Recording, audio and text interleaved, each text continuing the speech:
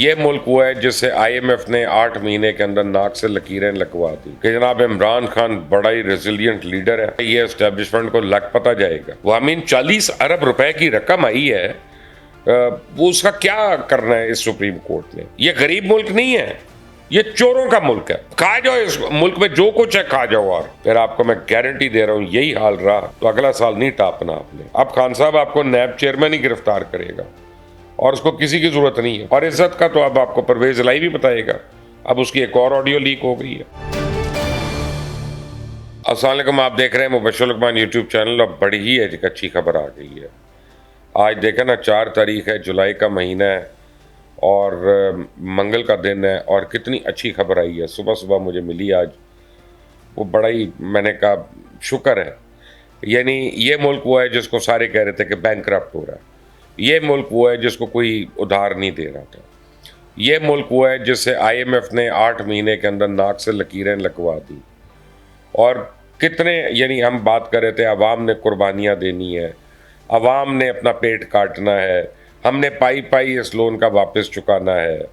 लेकिन खबर मुझे आई कि सबसे पहले आज पहले दिन IMF के डील होने के बाद, अल्हम्दुलिल्लाह, यानी तारीफ़ अल्लाह के लिए। उसके बाद मैं क्या कह सकता हूँ कि आज पहले दिन जजेस की तनख्वाह में 2-2 लाख रुपए का इजाफा हो गया।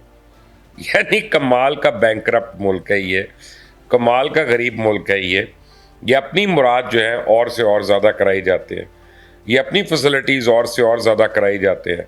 और अगर सुप्रीम कोर्ट से कोई ये सवाल पूछे कि हमें अपने खर्चे बता दो, तो ये कह देते हैं ये राइट टू इन्फॉर्मेशन पे नहीं है। रजिस्ट्रार मना कर देता है कि तुम लोगों का कोई हक नहीं है कि तुम्हें पता हो कि सुप्रीम कोर्ट का क्या खर्चा है। सुप्रीम कोर्ट से तुम सवाल ही नहीं कर सकते। अब वो अलग बात है कि कल असद तूर साहब ने एक अपना वीलॉग कर दिया, उसके ऊपर फ्राइडे टाइम्स ने भी लिख दिया। और जनाब चीफ जस्टिस साहब के ऊपर इतनी कहानियाँ आ गई कि चीफ जस्टिस ने मनपसंद यूट्यूबर्स को बुलाया और उनसे गुफ्तगू फरमाई। अब आप देखें कि क्या मकाम आ गया है, कहाँ पे जजेस का कैलिबर होता था। यानी हमें बताया जाता था कि जजेस ने मीडिया नहीं देखना, अखबार नहीं पढ़ना, टीवी नहीं देखना, ताकि वो इन्फ्लुएंस ना हो सके अपने केसेस में। लेकिन यहाँ पे चीफ जस्टिस बंदयाल साहब जो हैं, वो मनपसंद अपना जर्नलिस्टों को बुला रहे हैं और वो उनसे गिव एंड टेक हो रही है, बातें हो रही हैं। यह सतूर साहब की रिपोर्ट है और फ्राइडे टाइम्स ने भी इसके ऊपर लिखा, जो मैंने पढ़ा।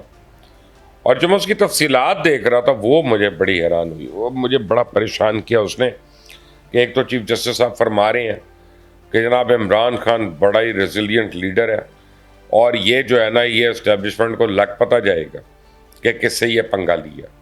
दूसरा, वो अभी भी पुरुम्मीद हैं काफ़ी चीज़ों पे और कहते हैं इनका कुछ नहीं हो सकता इसका। अब आपको समझ आ गया कि बायस क्या होता है। और जब अदालतें बायस्ड होती हैं तो फिर कुछ भी नहीं हो सकता है या कुछ भी नहीं हो सकता, दोनों सूरतें सामने आ जाती हैं।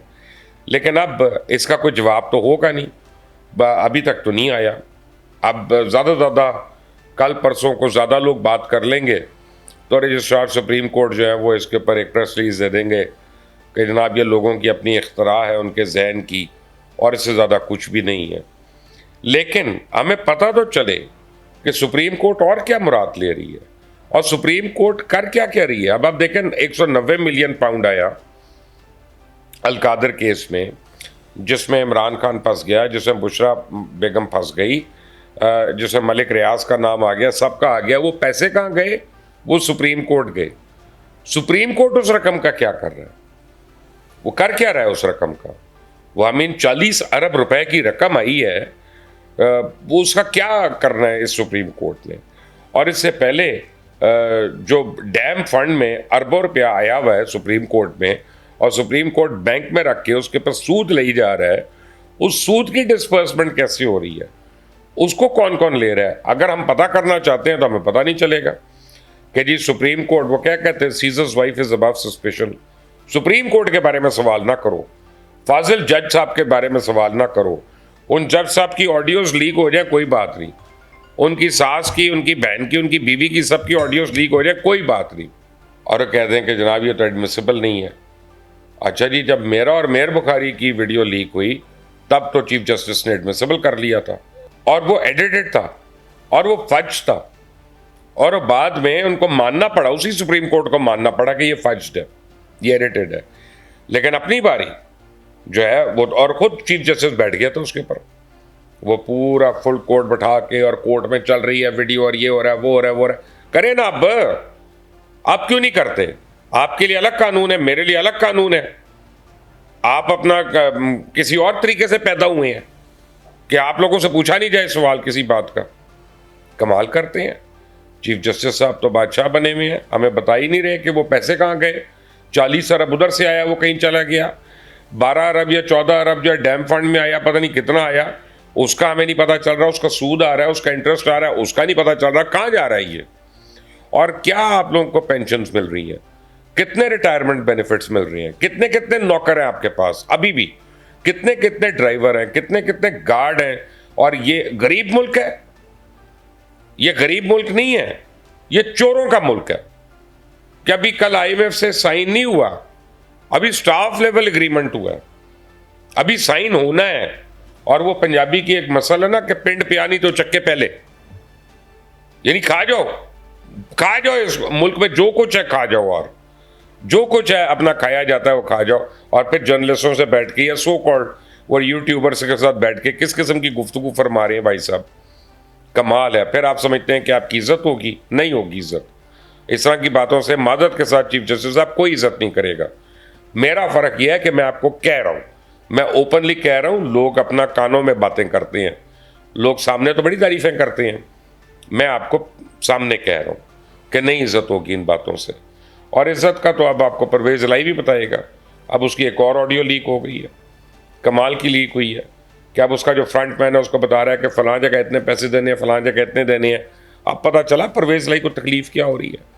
अब पता चला कि परवेज इलाही क्यों कह रहा है कि मैं इधर नहीं तो मैं उधर नहीं, मैं क्यों PTI में, इसलिए कि वो लोगों के आगे हमदर्दी का वोट बैंक बनाने की कोशिश कर रहा है कि लोग समझे PTI वाले यार ये बाकी सारों से तो अच्छा यही था, ये अड़ा रहा, ये खड़ा रहा, ये झुका नहीं, ये गिरा नहीं, ये बिका नहीं।